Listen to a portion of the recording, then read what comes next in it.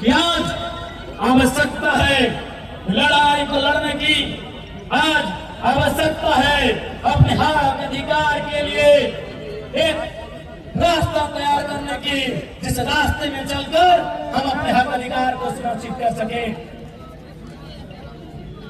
आज हो सकता है वे लोग आके आपको डराएंगे, क्योंकि डराते वही हैं जो खुद डरे हुए होते हैं।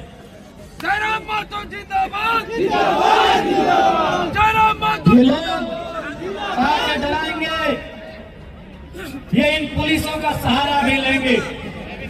मैं पुलिस प्रशासन के तमाम लोगों से भी आग्रह करूंगा, मैं जितने भी सेना सिपाही के लोग हैं, फौज के लोग हैं, मैं उनसे भी सभी से आग्रह करूंगा कि आप लोग भी कम से कम इतिहास को जानते ही हैं कि किस प्रकार से ईस्ट इंडिया कंपनी के शासन में पुलिस का सहारा लेकर, डंडों का सहारा लेकर आंदोलन को दबाया जाता था। आज आपका सहारा उसी लिए लिया जाता है। इसलिए इस बात का ध्यान रखेंगे, आप किसी भी रैयत पर जुल्म ना करें। आप बताइए, आज केरेडारी में, जोरदाग में, 13 माइल में, गोंदलपुरा में, एनटीपीसी में, पतरातू में क्या हो रहा है? 500, 400, 200 की संख्या में पुलिस के जवान रात के 2 बजे रैयत के घर आते हैं, उन्हें उठाकर थाना ले जाते हैं। अरे भाई, कोई आतंकवादी के लिए उतनी मुस्तैदी नहीं होती है जितनी मुस्तैदी रैयत को उठाने के लिए किया जाता है। हम कैसे माने? ये वही लोकतांत्रिक भारत है जिसकी कल्पना महात्मा गांधी ने किया था, जिसकी कल्पना डॉक्टर भीमराव अम्बेडकर ने किया था, जिसकी कल्पना शहीद आजम भगत सिंह ने किया था। क्या ये वही भारत है? मैं माननीय मुख्यमंत्री महोदय संदेश देना चाहूंगा कि एनटीपीसी देश नहीं है, त्रिवेणी संगम देश नहीं है, मगध आम्रपाली देश नहीं है, ऋत्विक कंपनी देश नहीं है, सीसीएल बीसीएल देश नहीं है।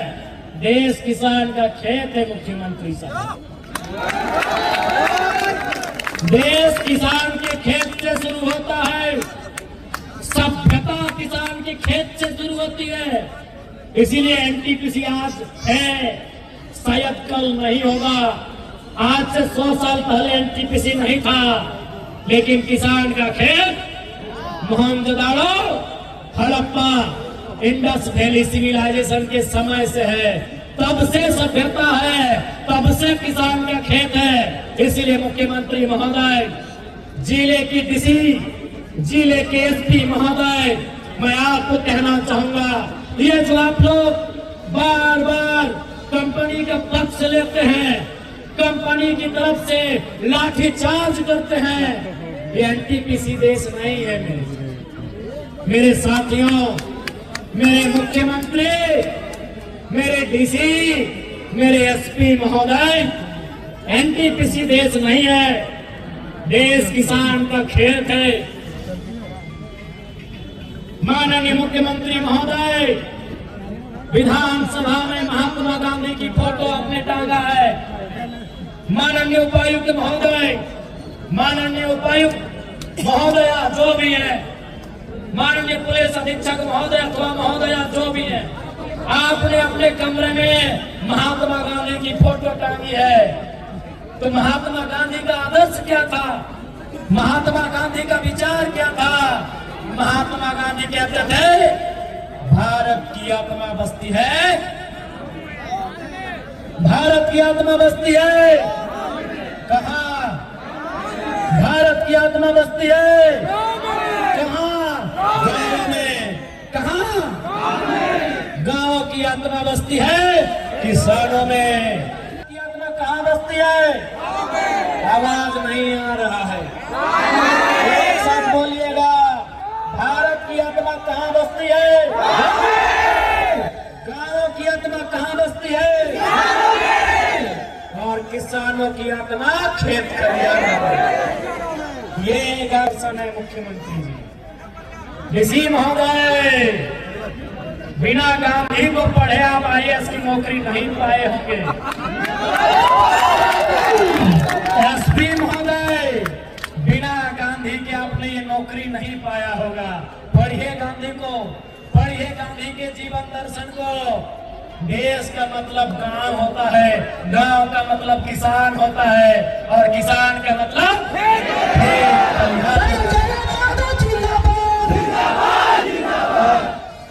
किसान का मतलब खेत खलिहान होता है। इसीलिए मैं फिर कह रहा हूं, NTPC देश नहीं है, मगध आम्रपाली देश नहीं है, अडानी प्राइवेट लिमिटेड देश नहीं है, जिंदल देश नहीं है। देश अगर है किसान का देश। इसलिए अगर देश की रक्षा करनी हो, देश की रक्षा करनी हो तो पहले किसानों की रक्षा करिए, पहले किसानों की रक्षा करिए। और यदि किसान असुरक्षित महसूस करने लगे, ये तो किसान है, भोले भाले सीधे साधे सरल है, ये गरल है, ये सरल है, ये किसान है। इसीलिए आज ये खामोश है। अगर इनको किसी ने बता दिया कि किसान तुम्हारा नाता किससे है, किसान का नाता हल से है, हल के हथियार होता है, आगे फार होता है। अगर किसी ने इन डरे सहमे दुबके हुए किसानों को ये बता दिया, किसानों तुम्हारा नाता हार से है, और हार के आगे फार होता है, और फार से पेट फाड़ा जा सकता है। किसानों, सुबह जब आँख खुलती है तुम दतवन लाने जाते हो, और दतवन कुल्हाड़ी से तोड़ के लाते हो, कुल्हाड़ी से सर भी काटा जाता है। जब हमारे माओ को बताया जाएगा, मेरी माओ मेरी बहनों, आप धान किससे काटते हो, हंसुआ से, हंसुआ से गर्दन भी काटा जाता है। ये किसान है इसीलिए आज सरल है, ये किसान है इसीलिए फसल उगाना जानते हैं। जिस दिन गर्दन काटने का योजना बना लिया, कोई नहीं बचेगा, कोई नहीं बचेगा। अरे तुम तो ADC साहब, SP साहब, दुर्गा साहब, आप नौकरी करते हैं तब आपको हथियार मिलता है। हम लोग पैदाइशी हार लेके चलते हैं, हार लेके बाबू, आप नौकरी करते हैं तब आपको बंदूक मिलता है, बंदूक का धार मिलता है। सर्वा हम लोग पैदाइशी हार का फार लेके चलते हैं। इसलिए सताइए नहीं, सताइए नहीं। ओ NTPC, सताओ मत। जिस दिन किसान चाह लेगा, ऐसा ऐसा NTPC कितना मिट्टी में मिला देगा जिसका कोई ठिकाना नहीं है। सताओ मत। मानते हैं अभी पूंजी है तुम्हारे पास, और वो पूंजी तुम विधायक का चुनाव में लड़ने के लिए देते हो, मालूम है। NTPC मालूम है हमको, मालूम है तुम्हारे पास पूंजी है। पूंजी तुम मुख्यमंत्री को भी देते हो, ये भी मालूम है। नहीं तो 5000 बकरा कहाँ से आता। इतना बोका झारखंडी नहीं है, इतना बोका झारखंडी नहीं है भाई। अगर कंपनी ने उनको चंदा नहीं दिया, अरे ठीक है, रोड सरकारी, लाइट सरकारी, बिजली सरकारी, खसी का मीट सरकारी नहीं था।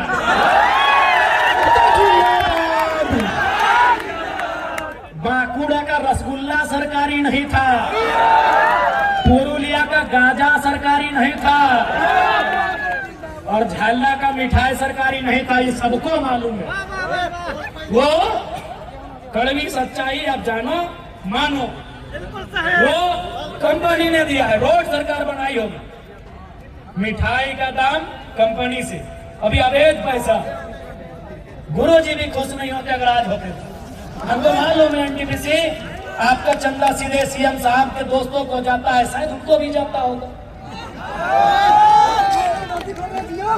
हमको मालूम है कि आईएएस आईपीएस लोग बहुत ईमानदारी से कसम लेता है संविधान की, लेकिन बाद में हम लोग कभी घर परिवार है मैनेज हो जाते हैं, हमको मालूम है। लेकिन याद रखिएगा, हमारे पड़ोस में एक देश है, उसका नाम है बांग्लादेश। जनता प्रधानमंत्री के घर घुस गई और एक एक खिड़की उखाड़ के ले आई एनटीसी वाले। हमारे पड़ोस में एक देश है, उसका नाम है बांग्लादेश। भूखी सताई लाचार बेबस जनता प्रधानमंत्री के घर में घुस गई और एक एक ईंट उखाड़ के ले गई। हमारे बगल में और एक देश है पड़ोसी जो हमसे जल सीमा साझा करता है, नाम है श्रीलंका। राष्ट्रपति के घर घुस गई, राष्ट्रपति के घर जनता घुस गई।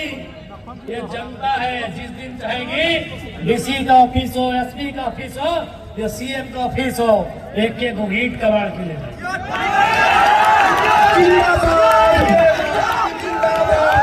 सताइए मत, विकास के विरोधी नहीं है हम। वो लोग हैं जो जमीन 1960 में दिए हैं और धरना 2025 में दे रहे हैं।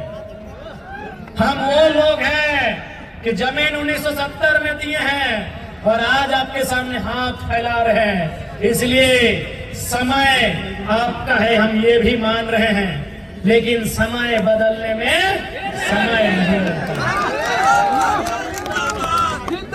ये भूखी प्यासी जनता जिस दिन खड़ी हो गई, जिस दिन खड़ी हो गई, याद रखिएगा ये किसी को नहीं पहचानने वाली।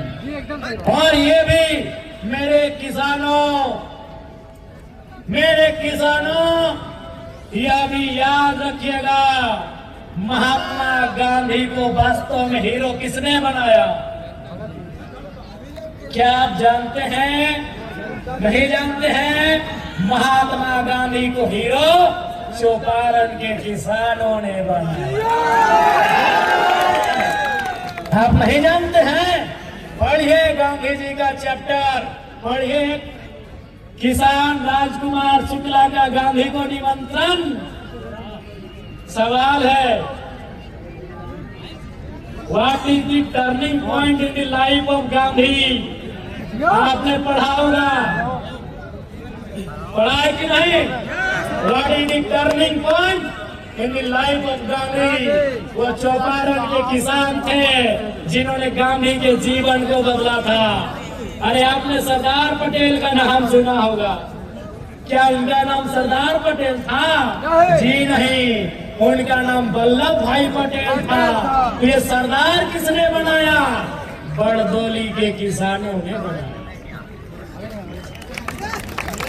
ये किसान की ताकत को जान नहीं रहे हैं, ये किसान की ताकत को पहचान नहीं रहे हैं। अरे किसानों ने गांधी और सरदार बनाया, आप कौन है? किसानों ने गांधी और सरदार बनाया, आप कौन है? किसान बनाने वाले हैं। किसानों ने बनाया है, किसानों ने फसल उगाया है। जिस दिन काटने पे आ गए ना, जिस दिन बिगाड़ने पे आ गए ना, ये पुलिस, ये प्रशासन, ये चुपचाप देखती रह जाएगी, ये देखती रह जाएगी। इसलिए यदि पूंजी तुम्हारी है, सुनो कंपनी वालों, आपसे हमारी कोई शत्रुता नहीं है। शत्रुता आपकी नीतियों से है, आपकी गलत नीतियों से है। यदि पूंजी तुम्हारी, जमीन हमारी। यदि पूंजी तुम्हारी, जमीन हमारी, बराबर की करो अब हिस्सेदारी। तुम कहाँ के हो?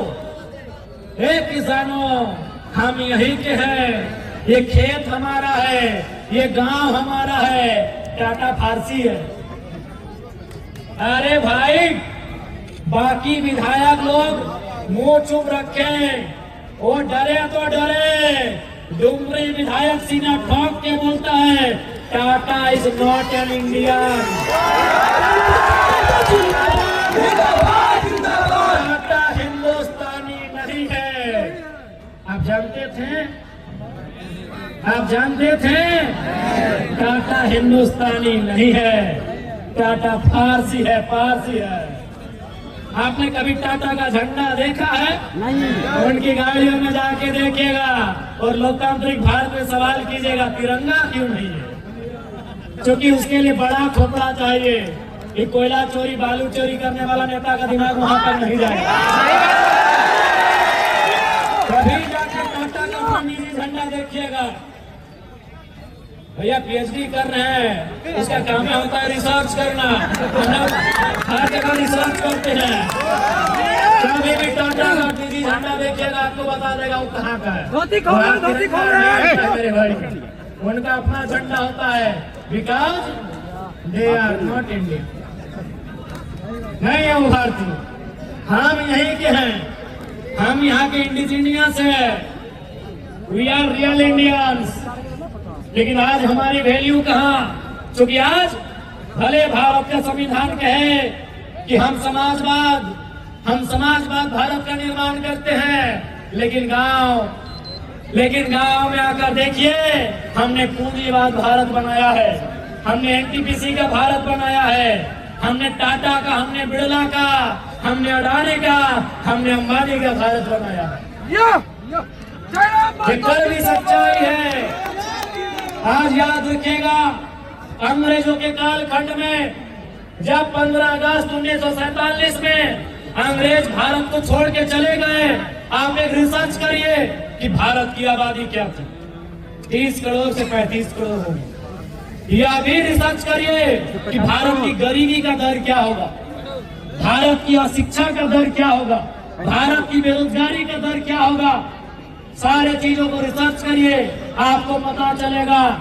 आज 70 साल बाद आजाद भारत में, इंडिपेंडेंट इंडिया में, अपने भारत में हम अंग्रेजों से कई ज्यादा गुना बेकार हालत में आ गए हैं। गरीबी अगर अंग्रेजों के टाइम 5% थी, आज 25 के आसपास हो गई है। भूखमरी अगर अंग्रेजों के टाइम 7% होगी, आज 28% हो गई होगी। यदि शिक्षा अंग्रेजों के टाइम 2% होगा, आज वो 15% के पार कर गया होगा। तो सवाल तो बनता है कि अंग्रेज अपने नहीं थे, फिर भी इतना अच्छा था। आज क्या हुआ? आज क्या हुआ? उसका जवाब भगत सिंह के जेल डायरी में है। क्या उत्तर है? भगत सिंह ने जेल डायरी में क्या कहा है कि हम आजादी गोरों से तो ले लेंगे, हम आजादी गोरों से तो ले लेंगे, लेकिन ये आजादी चंद मुट्ठी भर भूरों के हाथ तक सीमित नहीं रहनी चाहिए। गोरे चले गए, गोरे राज कर रहे हैं, सांवले राज कर रहे हैं। काला नहीं बोलेंगे, वो रंग भेद में आ जाएगा, उसके लिए माफ नहीं बोलेंगे। बोलिए, खोल के बोलिए। ठीक है। भगत सिंह की वही चिंता थी कि आजादी तो हम ले लेंगे चरका लोग से, अंग्रेजों से तो हम आजादी ले लेंगे, लेकिन हम क्या वो आजादी गांव तक ले जाएंगे? क्या वो आजादी खेतों तक ले जाएंगे? क्या वो आजादी खलिहानों तक ले जाएंगे? ये सवाल था भगत सिंह का। इसीलिए आज जो हमारी दशा है, आज जो हमारी दुर्दशा है, ये अंग्रेजों से भी बदतर हो गई है। कारण यहाँ की लीडरशिप, कारण यहाँ के ब्यूरोक्रेट्स।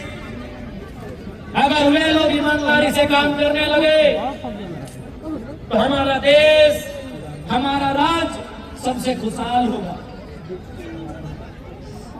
इसलिए आज मैं आप सभी से आग्रह करता हूं कि अब ये नए तरीके की लड़ाई है। ये नए दौर की लड़ाई है।